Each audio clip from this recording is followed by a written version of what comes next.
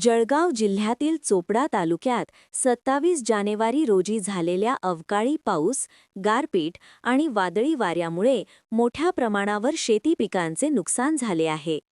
तालुक्यातील विशेषतः उत्तरेकडील भागातील शेतकऱ्यांना या अवकाळी पावसाचा मोठा फटका बसला आहे.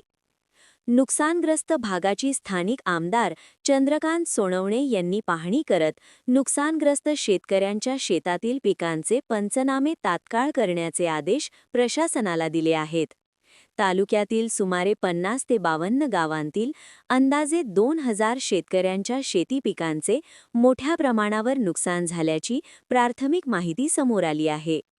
प्रशासनाकडून नुकसानग्रस्त शेतकऱ्यांच्या शेतातील पंचनामे सुरू करण्यात आले आहेत. मात्र अपूर्ण मनुष्यबळामुळे अंतिम पंचनामे पूर्ण होण्यासाठी अजून काही दिवस लागण्याची शक्यता व्यक्त करण्यात येत आहे.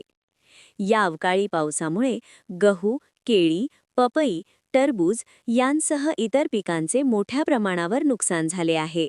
नुकसानग्रस्त शेतकऱ्यांना लवकरात लवकर मदत मिळावी अशी मागणी शेतकरी वर्गातून होत आहे. 30 तारखेला आपल्या चोपडा तालुक्यामध्ये जो अवकाळी पाऊस, वेगाचा वारा आणि गारपिटीमुळे आपल्या चोपड्याच्या उत्तर भागातील साधारणतः 50 ते 52 गावांमध्ये जे काही आता रब्बीची पिकं होती किंवा त्यात पपई, केळीसारखी पिकं होती यांची खूप मोठ्या प्रमाणात नुकसान झालेलं आहे.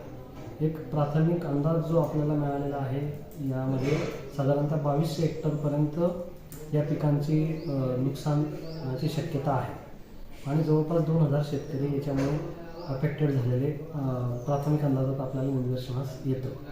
आता त्या अनुषंगाने जे काही पिकं आहेत आपली रब्बीची, त्यात मुख्यत्वे करून रब्बी ज्वारी, मका, हरभरा, गहू, पपई, केळी या पिकांचे पंचनामे तात्काळ महसूल आणि कृषी विभागाकडून सुरू करण्यात आलेले आहे आणि एक 8 दिवसात हे सर्व पंचनामे पूर्ण करून अंतिम जी काही नुकसानीची आकडेवारी असेल, पीक निहाय क्षेत्र आणि शेतकरी संख्या याबाबतचा अहवाल वरिष्ठ कार्यालयात सादर करण्यात येईल. यात क्षेत्र आणि शेतकऱ्यांची संख्या वाढण्याची शक्यता वाटते का? हा एक आपला प्राथमिक अंदाज आहे, परंतु त्यामध्ये काही प्रमाणात शेतकऱ्यांची संख्या वाढू शकते किंवा गावांची पण संख्या वाढू शकते. तर ते एक अंतिम आकडेवारी आपल्याकडे ज्यावेळेस येईल त्यावेळेस आपण याबाबत आपण अवगत करू.